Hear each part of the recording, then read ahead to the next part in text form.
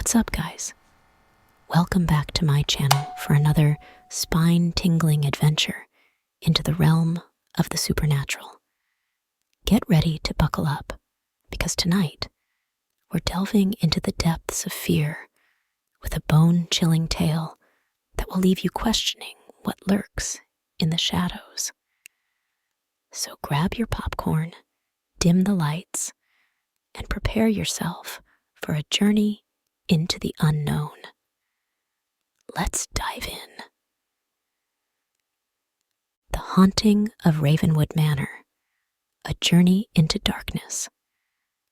The rain fell in sheets as my car wound its way through the dense forest, the headlights cutting through the darkness like a solitary beacon in the night.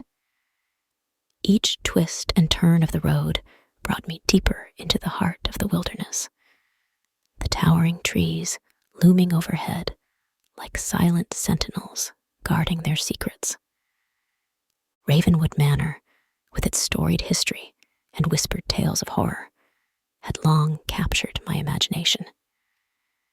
The allure of the unknown drew me inexorably closer, despite the warnings that had echoed in my mind. As I approached the imposing gates of the manor, a sense of trepidation mingled with excitement coursed through my veins.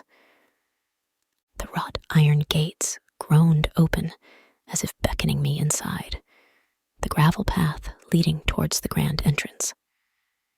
Rainwater dripped from the overhanging branches, casting eerie shadows on the ground below. With each step, the anticipation grew, until finally I stood before the massive wooden door of Ravenwood Manor. The door creaked open at my touch, revealing a dimly lit foyer bathed in the flickering light of a single candle. The air was thick with the scent of old wood and dust, and the sound of rain pattering against the windows added to the atmosphere of foreboding. From the shadows emerged the innkeeper, his features obscured beneath the hood of his cloak. "Welcome to Ravenwood Manor," he intoned, his voice a low, gravelly whisper that sent shivers down my spine. "I trust you have a reservation?" I nodded silently, my words caught in my throat as I handed him my confirmation. With a thin smile, he exchanged it for an ancient-looking key, its tarnished surface reflecting the flickering candlelight.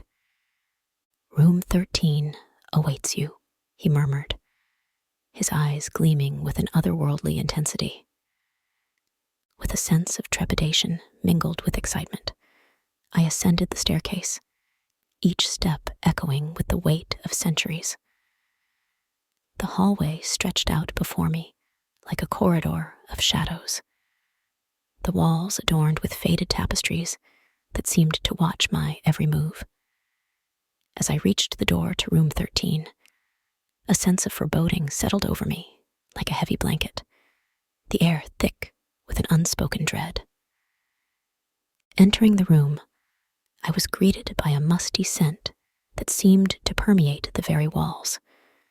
The furnishings were sparse and threadbare, the wallpaper peeling from the walls in places. But it was the atmosphere of the room that sent a chill down my spine, a feeling of palpable unease that seemed to hang in the air like a dense fog. Ignoring the sense of foreboding that settled over me, I unpacked my belongings and settled in for the night.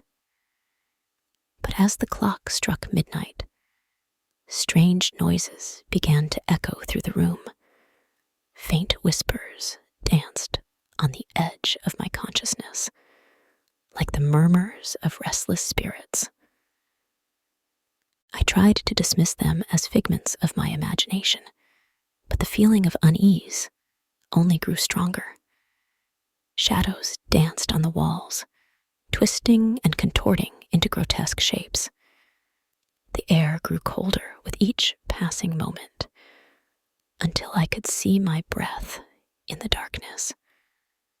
Suddenly, a voice spoke from the depths of the room, chilling me to the bone.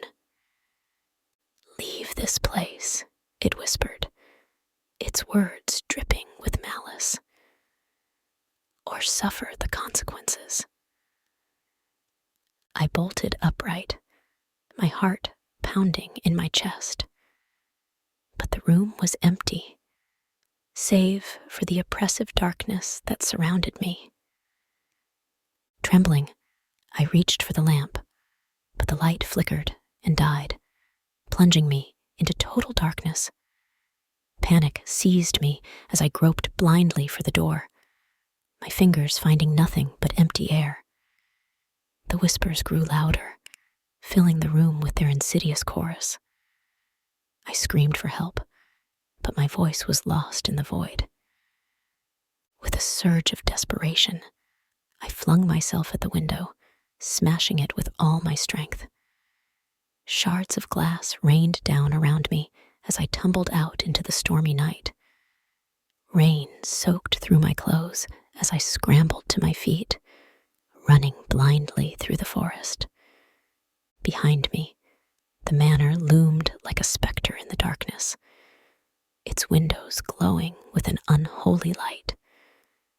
But I dared not look back, for fear of what I might see. As dawn broke on the horizon, I collapsed on the forest floor, my breath ragged and my body trembling with exhaustion. I had escaped the clutches of Ravenwood Manor, but its memory would haunt me forever. They say that Ravenwood Manor is cursed, that those who dare to stay within its walls are doomed to suffer a fate worse than death. I am living proof of its malevolent power, a survivor of its twisted machinations. So heed my warning, dear reader, and stay far away from Ravenwood Manor.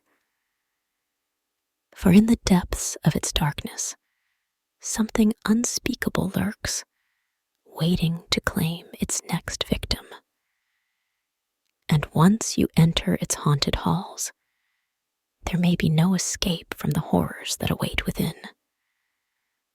But the tale of Ravenwood Manor does not end here, for there are those who say that the spirits that haunt its halls are not content to remain within its walls. They say that the darkness of Ravenwood reaches out into the world beyond, seeking new souls to ensnare in its grasp. And so, as I lay here in the darkness, haunted by the memories of that fateful night, I cannot help but wonder, will Ravenwood Manor ever truly be at peace? Or will its dark legacy continue to echo through the ages? A reminder of the horrors that lurk just beyond the edge of our understanding. Thank you for embarking on this chilling journey into the depths of Ravenwood Manor. If you enjoyed this tale of terror, be sure to follow for more spine-tingling stories and thrilling adventures. Your support means the world, and there are plenty more dark mysteries waiting to be unraveled. Stay tuned for more if you dare.